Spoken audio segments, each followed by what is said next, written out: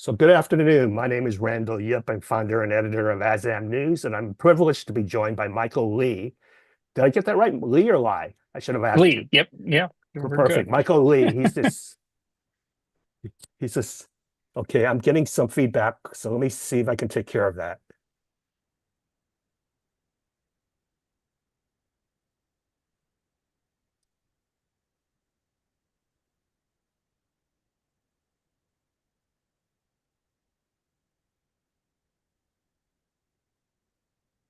So once again, I'm joined by Michael Lee. He's a senior counsel of the Democracy Program for the Brennan Center for Social Justice.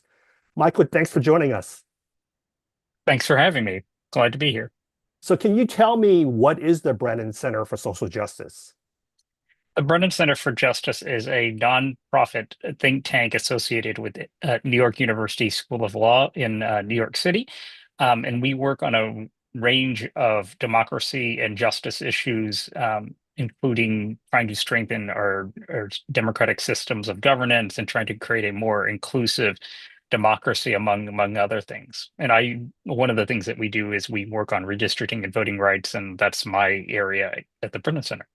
So what is the democracy program segment of your Brennan Center? But we work on everything from how our election systems run to voting rights to redistricting to fair courts, making sure that our justice systems work well. And those are some of the things that are sort of included there. And we are, as we like to say, like a not only a think tank, but a do tank. We also work on advocacy with states and the federal government trying to pass better laws. We sometimes litigate cases. We file amicus briefs in various cases. Sometimes we are counsel for parties in litigation around the country. And in addition, we do a lot of very heavy empirical and qualitative and quantitative research and put that out there on the issues that we work on. So we're here to talk about the redistricting controversy that started in Texas. And you've been working in the democracy program for how long now? And on redistricting for how Oh long? gosh, the democracy program now 11 going on 12 years, and on redistricting for that whole period of time. I used to live in Texas, and then I came up to New York to join the Brennan Center about 11 years ago, and since then I have been working on redistricting and voting rights that whole period of time. So given that you have a pretty good pulse on the American public and how they feel about certain issues, how would you rank gerrymandering and redistricting in terms of voter priorities? I mean, how much does this resonate and how much do you really think that voters really understand what this is all about? Well, that's a great question. If you had asked me, 12 or 15 years ago, I would have said it was an issue that really didn't resonate with people. And my basis for saying that is if you talk to people who tried to get redistricting reforms passed, through ballot initiatives, polling would show, and their reactions at the door.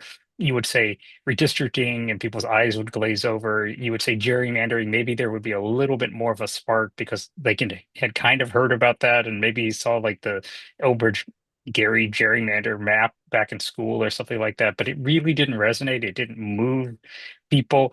But that really has changed over the last 10 years. It is an issue now that people who work on reforms will tell you, I went through a very mixed partisan neighborhood, lots of Democratic doors, lots of Republican doors, lots of independents, and no matter whose door I knocked on, you would just simply say, we're trying to take power out of the hands of politicians and give it to the people. And when it comes time to draw maps, and whether the person was a Democrat or Republican or independent, they say, where do I sign? And you see all of the redistricting measures around the country that have been put on the ballot. It passes easily. The only way that they don't pass is, like what happened in Ohio last year, where the state ended up putting a very um, uh, misleading description of what the, the measure would do. It basically said this will require gerrymandering as opposed to like eliminate gerrymandering. Um, and it failed there, because voters were misled, where voters are given, the actual information. It passes hugely, and that bears out in poll after poll. People do not like gerrymandering. They think that we should have a fairer system of drawing maps. We should have stronger rules. And that is something that really resonates with people now.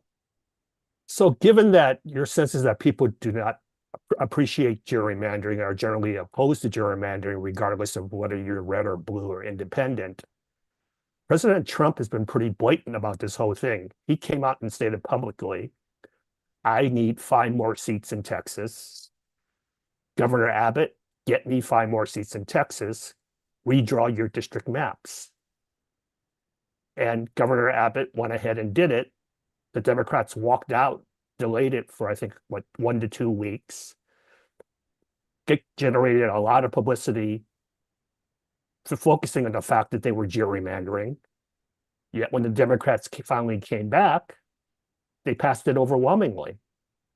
How did that happen, given the public's opposition to gerrymandering? There wasn't a public outcry in Texas against this. It doesn't And there, appear. well, there was. I mean, if you look at the people who came and sh showed up to testify, there were hundreds of people at some of the hearings in Houston, right? Which, and like almost 1,000 people, which in the middle of summer, like, getting 1,000 people to show up for something in Houston that doesn't involve Beyonce is like something incredible. And, and ultimately what happened is like the legislature actually cut the time short for these hearings. Like they didn't let everybody testify. Democrats did stay later and get a different room and let people testify and tried to put that in on the record. But they really did try to rush this process and and really jam this through because it is not something that I think the people of Texas want. I mean, and in fact, like there were proposals by Democrats. It's like, okay, if you do this, why don't we put it to a vote to the people of Texas this fall? Let's put it on the ballot, and if they approve it, then they approve it. And they wouldn't, of course, do that because I think they know that this is very unpopular. And there was almost nobody who testified for it, other than very partisan Republicans who said like, well, we need a map that better reflects our state, which of course is a little silly because Republicans already the current Texas map is already a pretty aggressive gerrymander. Republicans uh, win about 2/3 of the seats in Texas right now. Ted Cruz got 53% of the vote when he ran for re-election last year, so they already win more seats than they're getting in terms of the statewide vote. Under this new map, they could win 80% of the seats, right? And Texas is, a Republican leading state. It's not an 80% Republican state. And so it's really, I think, very skewed and more importantly, the gains really come at the expense of communities of color, right? It is by eliminating districts where Black and Latino voters have political power now that you're able to achieve this. And that is really quite stunning because, the people of color accounted for 95% of Texas's population growth last decade. Right now, according to the most recent census data, they account for 100% of the state's population growth. The state has actually begun losing white population for the first time in its history as the white population gets older. And so, Texas is really at a demographic tipping point. The argument really is like compared to the old map. I keep calling it the current map, but it's now the old map. The 2021 map. That map should have more opportunities for Latino voters in particular. Instead, rather than create more Latino opportunities, it actually goes backwards in a quite significant way around the state. So let's talk about Asian American voters. Correct me if I'm wrong, but my belief is that Asian Americans are the fastest growing ethnic minority in the state of Texas. They're the fastest growing in the United States. Is that correct? That is correct. I mean, the Asian population in Texas is really growing quite explosively, and in fact, this year it's likely that Texas will overtake New York to have the country's second largest Asian population after California, and it will probably have a very significant Asian population by 2030 when the next census takes place. So it is definitely, Asians are a key part of powering Texas's growth. Yeah, and for those that aren't in Texas, Texas currently has the third largest Asian American population in the country, which I have to admit I didn't know until the last year when I saw it. I go, my God, I had no idea there were so many Asians in Texas. Um, so what does it mean in terms of Asian American representation in Texas in Congress with these maps being redrawn? How is it going to impact the Asian American vote? Has the Asian American vote been even more splintered than it has in the past? Yeah, I mean, I think that's definitely the case. There were places like in Fort Bend County outside of Houston, a little west of Houston. It's a suburban county, one of the most diverse suburban counties in the country. It's about a quarter white, a quarter black, a quarter Latino, and a quarter Asian.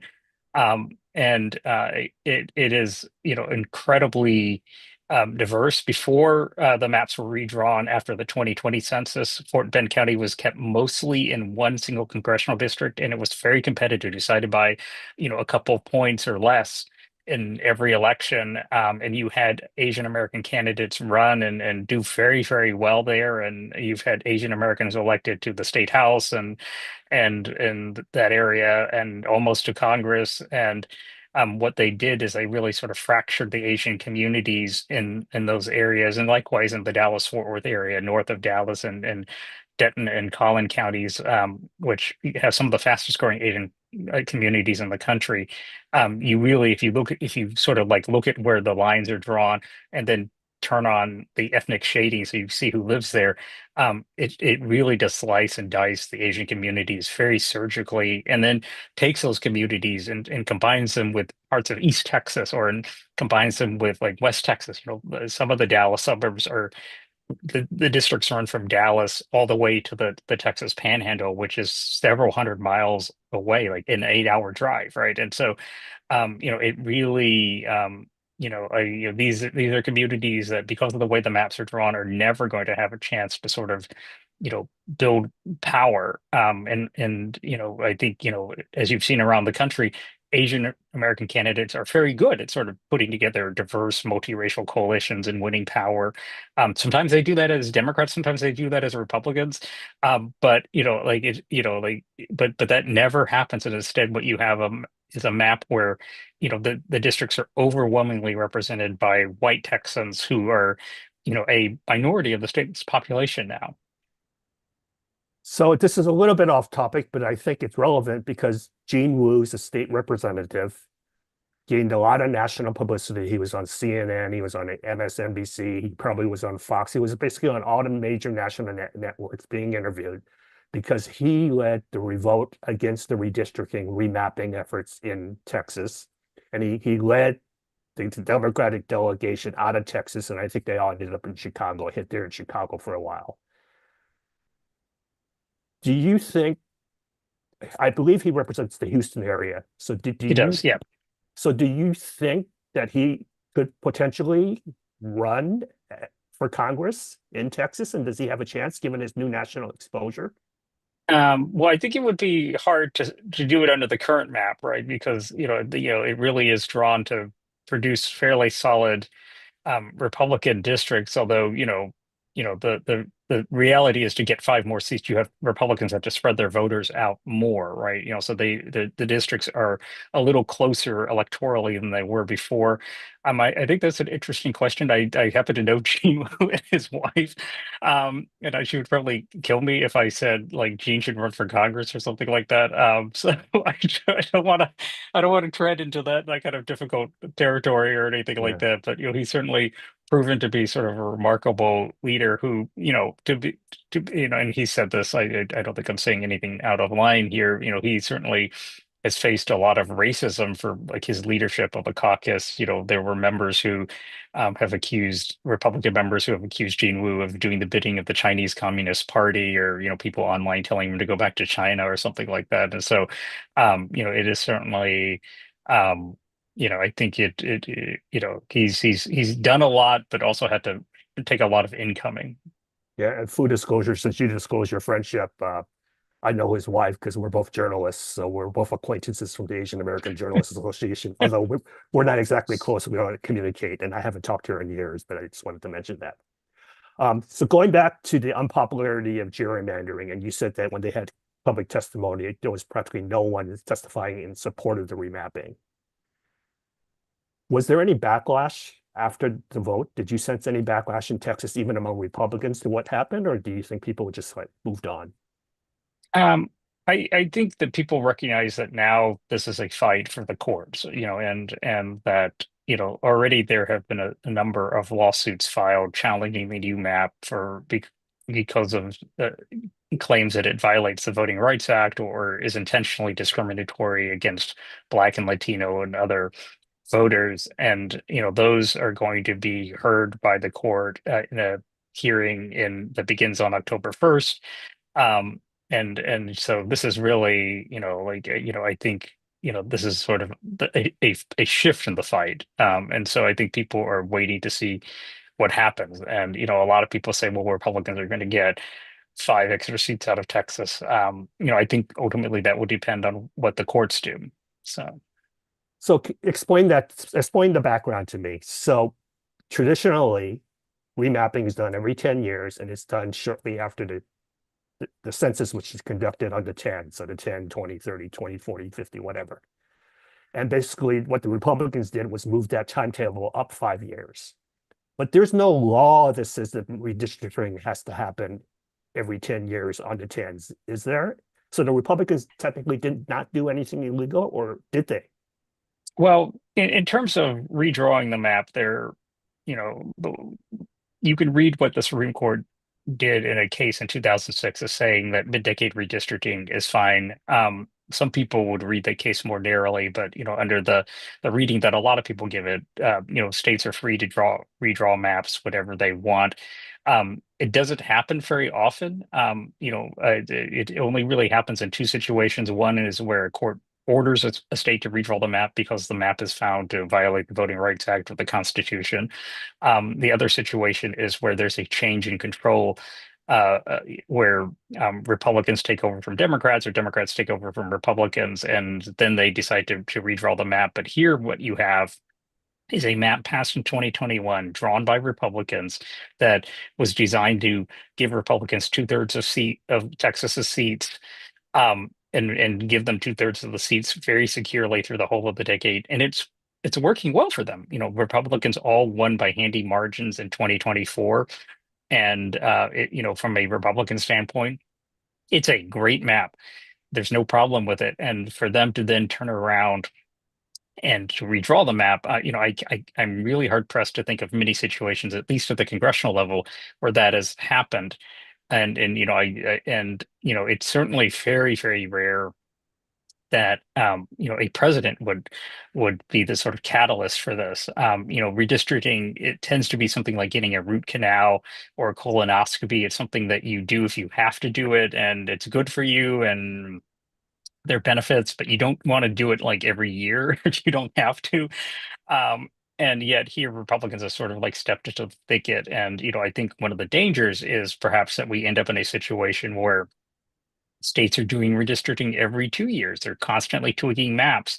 And that really is a very different situation. And we will see.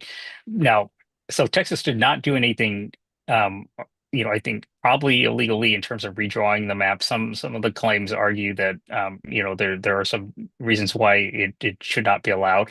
But really the claims are that the maps themselves that they produced are highly discriminatory against Latino communities, against Black communities, reducing electoral opportunities. So, for example, in Harris County, which has 2 million, more than 2 million Latinos, you could end up in a situation where there are no Latino members of Congress from Harris County. And to put that in perspective, Harris County has more Latinos than all but four states, right? And one of those is Texas, right? And so, it is a shocking situation, and you could likewise see the number of Black Democrats from Texas reduced by half. And that is something that I think is stunning, because Texas has the largest Black population in the country. It has the fastest growing Black population in the country. And yet you could see a reduction in Black representation that in a state, in the congressional delegation, if you look at Texas demographics, you would think that Texas would have a very diverse congressional delegation, and you look at who the picture book of who represents Texas, and that just is not the case. So you talked about the court case. Tell me about the court case. What court is it in, and how do you anticipate this getting to the Supreme Court before November? So there was an existing Texas case in El Paso, challenging the 2021 maps, and what the plaintiffs in those cases, there about six cases that are combined, brought by various voters, Black and Latino voters, and others. Um, and what the plaintiffs in that case did is they amended their complaints to make claims against the new map, the 2025 map as well. The court just yesterday held a status conference and or I guess a couple of days ago held a status conference and then said we are going to schedule a preliminary injunction hearing for October 1st through 10th, and we're going to rule very quickly. I do think, whatever ruling comes down, there will be an emergency appeal to the U.S. Supreme Court, because, this is very high stakes. And I do think the Supreme Court will ultimately have a chance to weigh in. Candidate filing in Texas begins this fall, in November. And so, there's sort of a very short time frame to sort of try to get all of this resolved. That those deadlines could move, but right now, assuming that they stay in place, we're going to have a very quick preliminary injunction hearing, a quick ruling, and then a quick trip up to the Supreme Court to see what the Supreme Court does. Given the makeup of the Supreme Court, do you see the Democrats prevailing at all? I'm not going to speculate about where the court will go on this. I think, on these sort of injunction issues, it oftentimes surprises. And the facts of Texas are so stark. Where you're not. You had a map that looked really discriminatory before, and now you have a map that looks even more discriminatory. And so we will see how this panel, the three-judge panel that is hearing this case in El Paso, rules, and then how the Supreme Court reacts to that. So we will see. So Okay. So I'm going to move on to California. And as most people should know or may want to know, Governor Newsom, who has been the most aggressive among the Democrats in combating Donald Trump, said, well, if Texas is going to take 5 seats for themselves in Texas, we're going to do the same thing in California. But the problem was for Governor Gavin Newsom, was that state voters had previously passed a law that outlawed gerrymandering and put the congressional remapping to an independent commission. So the only way Governor Newsom could take 5 seats for the Democrats in California is he has to have the voters approve a constitutional amendment this coming November to allow the Democrats to redraw the maps. Another problem he has is that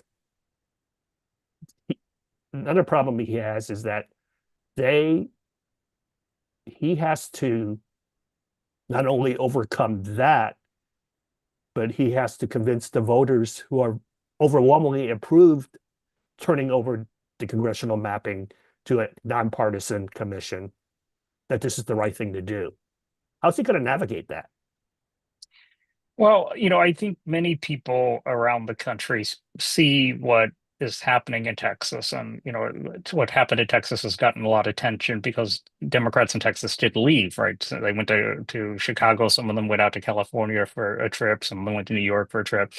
And they sort of really did draw attention to what is happening. And of course, President Trump himself has sort of been really the chief drum leader, encouraging people, Republicans, not only in Texas, but in Missouri and Indiana and elsewhere, to redraw their maps. And, I think to a lot of people, this looks like a really brazen power grab, and a really undemocratic power grab, right? Because it's sort of like, we're going to rig the elections so that you can never win, right? We're going to have elections that look like sort of, elections in name only, right? Like you have in many countries where, you kind of know the outcome going in. Um, and I think many people in California, even supporters of the independent commission, say like, well, maybe a limited response is appropriate in this instance. And you've certainly seen people who, are members of the commission or were members of the commission, and who are strong supporters of independent redistricting, say like this is sort of a moment that merits a response. I think the harder thing is for Republicans in California to navigate this, because on the one hand, they seem to be talking about how this is a power grab by Governor Gavin Newsom, and yet they don't seem to be condemning what's happening in Texas or elsewhere. And they sort of seem to be having a very inconsistent position. So, I think Governor Newsom has carefully framed this as like this is a one-time thing. Um, it's necessary because of what's happening elsewhere in the country. But under this amendment, California would go back to its independent system in 2030. And so this is a one-time fix to offset what is happening in Texas and to make sure that the country's congressional maps overall remain fair and produce results in line with what how American voters vote. And then on the other hand, Republicans don't have an easy argument either, because on the one hand, they're accusing Newsom of a power grab going against his own state constitution. But on the other hand, with a wink and a nod, they're saying what Texas is doing is okay. And that seems like, at least on the surface, as being a constitution, as being contradictory. So how do they navigate that?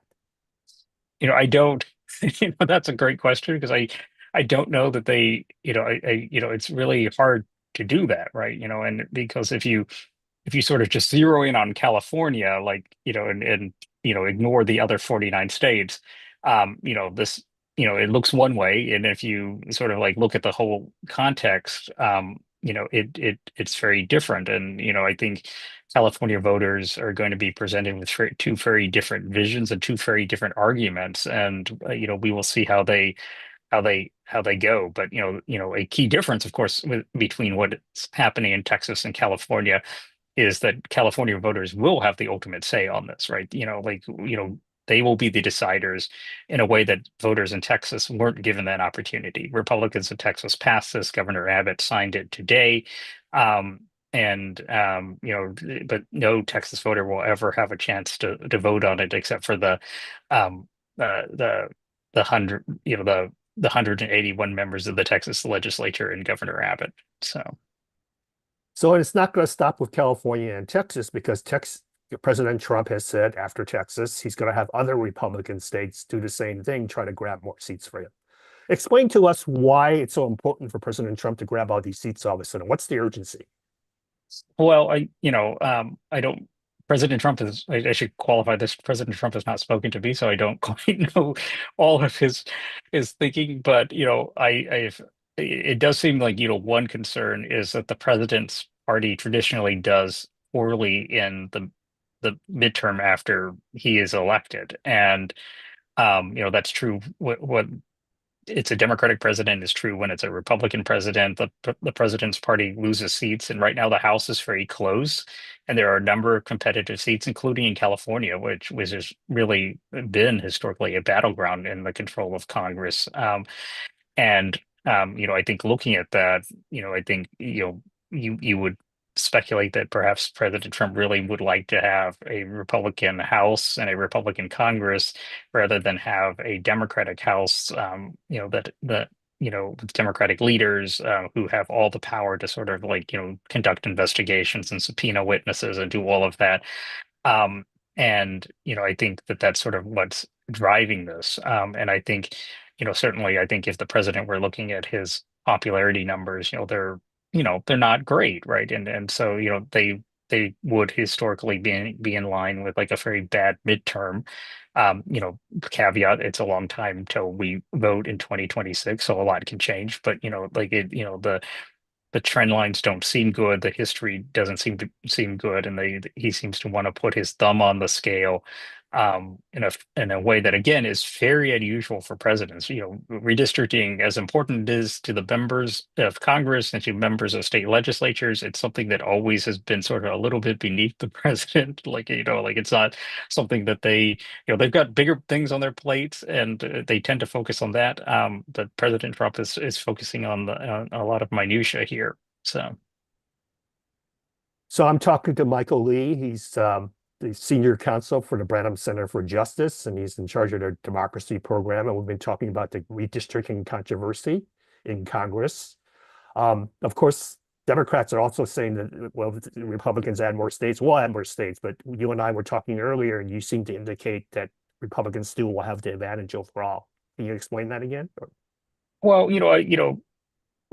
the reality is like you only have the ability to gerrymander when you control the whole of the legislative process, which in most states means you control the state house, the state senate, and the governor's mansion. Other than that, there would be deadlock if you try to pass too aggressive a gerrymander. And right now, Republicans control far more states than Democrats do.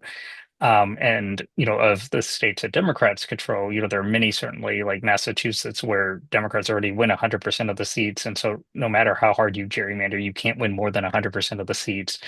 And so that presents some challenges. I think part of it is that Republicans control the South, which is very seat rich, and it's the most populous region of the country now, and that gives them some advantage. And I think it really does point to the fact that you know this sort of will respond if you do this. I think you know um, only gets you so far, because ultimately what there have to be is national standards, right?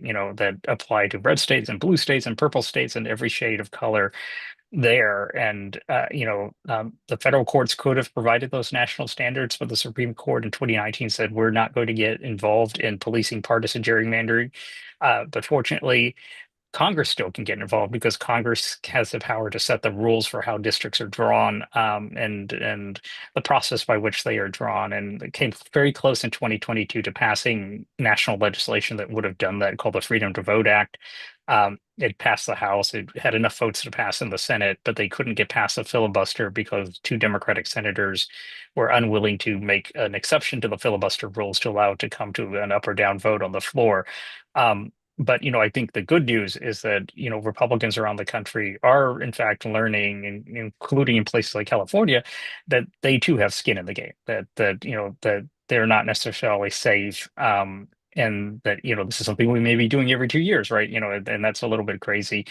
And there might be, this might actually be a moment where you can start to build some bipartisanship around this issue and say, like, can't we all play by the same rules? And I think the good news is that even a publication like the Wall Street Journal recognized this in an editorial last week, where it said, like, gosh, Congress can fix this, but will it? Right? And the answer is, I think I'll give them one that the Journal gave, which was like, well, if the people get mad enough, maybe there will be incentive for Congress to fix this, because it's certainly not something that just affects Democrats. It's something that affects Republicans and independents, and affects people when they see their communities sliced and diced and broken apart, and they're not able to sort of get effective representation. So we've talked now for a little bit more than half an hour. Can you tell me, what would you like our listeners, our viewers, to get out of this? What is the one or two takeaways you would like them to leave with? Well, I think one takeaway is, if you look at what's happening in Texas, is, a lot of times people talk about this as a D's versus R issue, and there's certainly that dimension, Democrats versus Republicans. But when you look at what's happening in Texas, it's very important to focus on, like, the great diminution of the political power of Black and Latino communities, which are very fast growing in Texas, and also the Asian community, right? And um, like, these gains that Republicans are engineering in Texas really come at the expense of these communities of color, and at a time when they're providing all of the state's population growth. And like, I think you have to sort of keep that in mind. The other thing is the point I just mentioned, which is ultimately, there has to be a national solution, right? That this, like, we otherwise, some states there needs to be a level playing field. Like, we can't be playing by different rules. And, I think national rules, like the strong anti-gerrymandering standards and the Freedom to Vote Act, would have benefited Democrats in Texas, would have benefited Republicans in California, and like in Illinois, and I think would have gone a long way to sort of creating a Congress that looks like the American people, which ultimately, again, going back to the founding generation, who had many, many flaws, but one of the things they got right was the idea that Congress should be an exact portrait or miniature of the people as a whole, and that just doesn't happen now because of very surgical and strategic gerrymandering. Well, Michael, this has been a very stimulating conversation. I hope our viewers think the same way. Thank you so much for joining us. It's Michael Lee, General Counsel, Senior Counsel for the Democracy Program at the Brennan Center for Justice at CUNY College. Thanks for joining us, and thank you everybody for watching.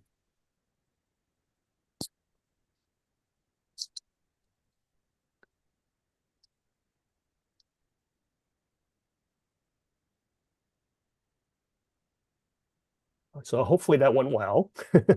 Yeah, no, it was good. It was good. Okay, you take care. Thank you very much. Okay. Yeah, thank you. Bye-bye.